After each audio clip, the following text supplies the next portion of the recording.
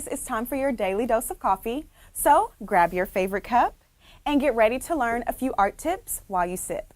In today's episode, we will discuss ways to organize your student portfolios. Now, this is something that has helped me tremendously with keeping student artwork organized. So at the beginning of the year, I start by having all names pre-written on student portfolios prior to them coming to Art Day 1. Now, yes, this seems like a bit much for 800 plus students, but it helps me with having everything organized and ready to go from day 1. Now, student portfolios will travel with them from grade level to grade level, so I don't have to redo them each year. And we'll talk a little bit more about my end of the year portfolio transition at the end of this session. Each portfolio has a table number on it as well, so the artists know exactly what table they sit at for the year. So it doubles kind of as their portfolio, but also helps me with creating a seating chart. Inside of each portfolio is the artist's sketchbook, completed 2D artwork, along with artwork that's in progress. Now, some larger pieces may stick out of the portfolios, but that's okay. If it's something that's extremely large, I'll store it in a different spot. But if it sticks out just a little bit, the students are able to keep those things organized and still in place. Now, of course, 3D artwork can't fit inside of their portfolio, so that's stored in open cabinet spaces as well as the storage room in my studio.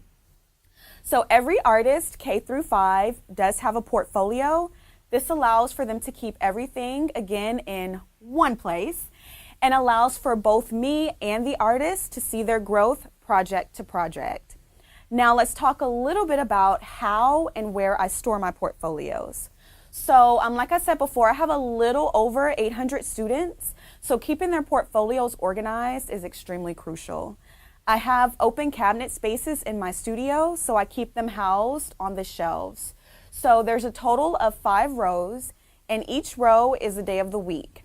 Now within each of those rows, I have teacher labels as well as each class's portfolios, and they go above their teacher's name.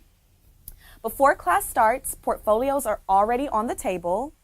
I don't have grace time between my classes, so I do have artists pass out those portfolios for the upcoming class, so they're already out on their tables. And yes, even my kinders help me get this done. They are some of your best helpers. But having the table numbers on the portfolios helps because they know exactly where each portfolio goes. Now, when each class period ends, portfolios are kind of turned in a different way. They don't put them back on the shelving units. They actually turn them into the grade level tray. Now, the reason why they don't go into the shelving unit is because at the very end of the day, I go and I see whose portfolio is left in the shelving unit, and that lets me know that that artist was absent, and I kind of take attendance that way. And we'll talk a little bit more about attendance and time management because that's one of the ways that I kind of shave off some time for my class periods. It does take time getting their portfolio set up at the beginning of the year, but it is so worth the time in the long run. Now let's talk very quickly about my end of the year portfolio transition.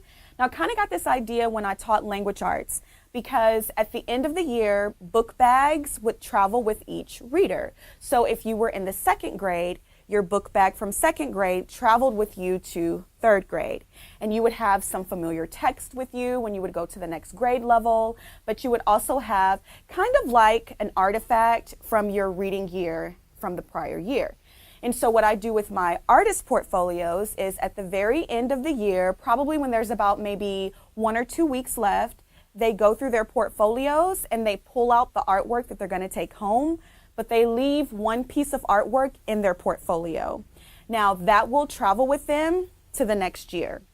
Now how I kind of keep it organized until the next school year starts is I keep their portfolios in a crate for that upcoming year. So, for example, all of my kinders portfolios are alphabetized behind a 1st grade tab. 1st grade is alphabetized behind a 2nd grade tab, and so on and so forth. Now, the only grade level that does take their portfolios home at the end of the year are my 5th graders, because of course they're not coming back to that school. Now, some of my K through 4 artists already know they're not returning, So they do take their portfolios with them, but the other ones stay. At the beginning of the new school year, I look at my rosters and I literally just pull the portfolios and put them with their class.